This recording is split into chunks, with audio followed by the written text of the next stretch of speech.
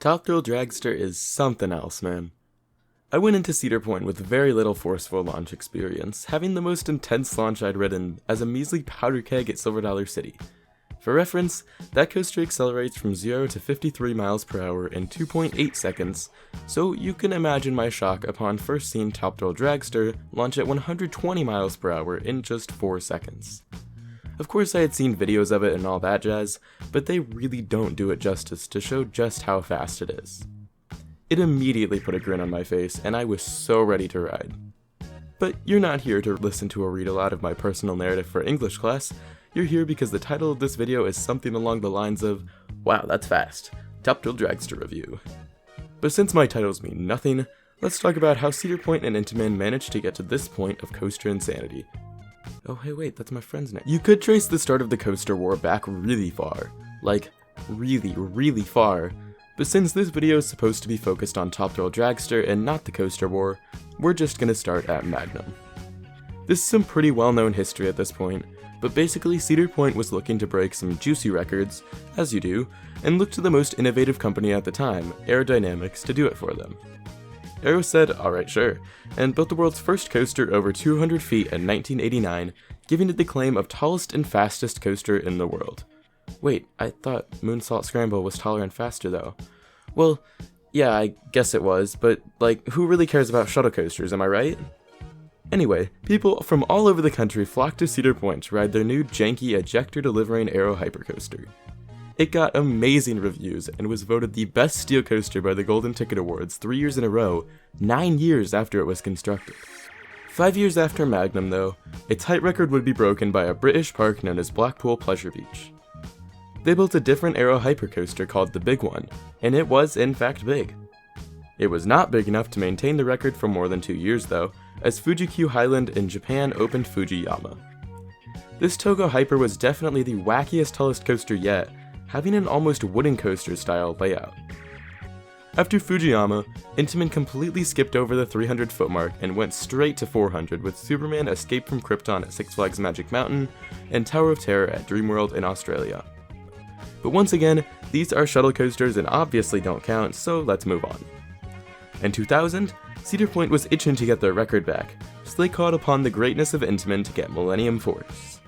This stole the record of world's tallest full-circuit coaster and became the most iconic record holder yet. If only it could have held the record for more than 2 months, because by that point Steel Dragon 2000 at Nagashima Spaland had already claimed it for itself. But Cedar Point could never withstand such a disgrace to their beloved Blue Giga, so, well, they didn't. In 2003, Cedar Point was looking to add a 16th coaster and end the race for the sky once and for all. Get it? Because Top Thrill Dragster's tagline is Race for the Sky? After getting such a, great product from Intamin the first time, they went right back to them for a much more daunting task. Intamin had little prior experience with hydraulic launches, having only built one with accelerator at Knott's Berry Farm. Despite this, Cedar Point needed speed to get as high as they wanted, so they went through with it. The result of this is Top Thrill Dragster, the world's tallest and fastest coaster, reaching speeds of 120 miles per hour and a height of 420 feet. Yeah, boy. And 2 years later, the records were already beaten. Alright, so all that is cool, but how does it actually ride? Okay, hear me out for a second. Close your eyes, imagine yourself on a peaceful beach. Then suddenly a big hunk of steel appears. Whoa, it's your favorite launched roller coaster. You go get on it and, what is this? Your coaster is evolving. Now it's Top Thrill Dragster. That's pretty crazy. Then it launches, and that is also crazy. Oh, right, I was supposed to describe it. Okay, backtrack your imagination back to the beginning of the launch. Now take the feeling of your favorite launch and double it. Unless you're just really lucky or something and your favorite launch is Dododonpa, then you'll have to tone it down a bit. Sorry. Okay, now you can launch. You feel how fast that is? It's at least 2 miles per hour, maybe 3. Okay, open your eyes again because the ride is over now. Well, yeah, of course it's that short, the thing is going 120 miles per hour.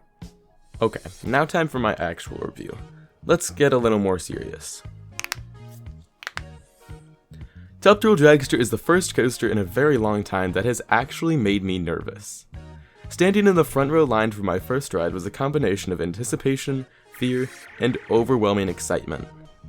It finally came my turn to ride, so I sat down and pulled down this shockingly small T-bar. Seriously, these restraints are amazing. We pulled out of the station slowly and got to watch the train in front of us launch and complete the layout. As my train neared the Christmas tree lights signaling when the ride will launch, I said my final prayers towards hoping for a rollback. I sat there with the sounds of a drag racer car around me as the train slowly rolled backwards a few inches, and the brakes all went down with a resounding My heart was going absolutely nuts, and before I knew it, we had launched. When I say this launch is unlike anything I have ever felt, I mean it is seriously unlike anything I have ever felt. The acceleration happens so quickly and the world around you is just a blur. It is an insanely surreal experience that you have to feel at some point. 4 seconds and 120 miles per hour later, you pull up into the 420 foot tall top hat. It's not that intense, but it didn't matter with the shocked state that I was still in from the launch. About halfway up, the train makes a quick twist to the right that has some solid whip, but after that it's a really weird sensation.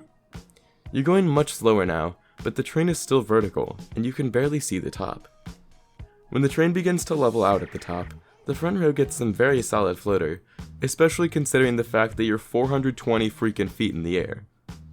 The view at the top is really pretty, but there isn't much time to take it in before the drop.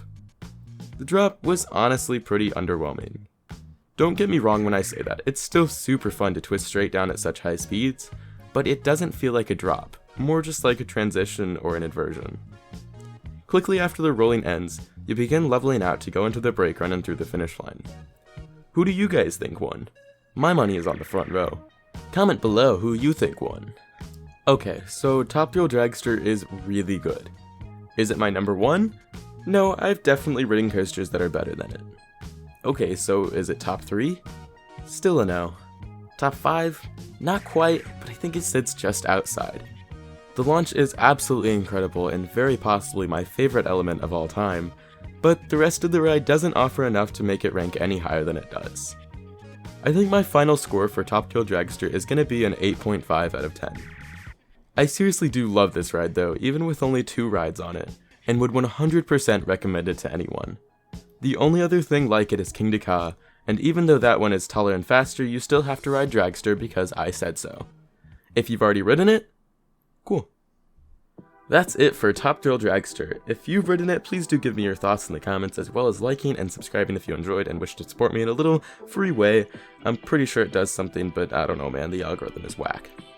Yeah though, have a good day and I'll see you next time.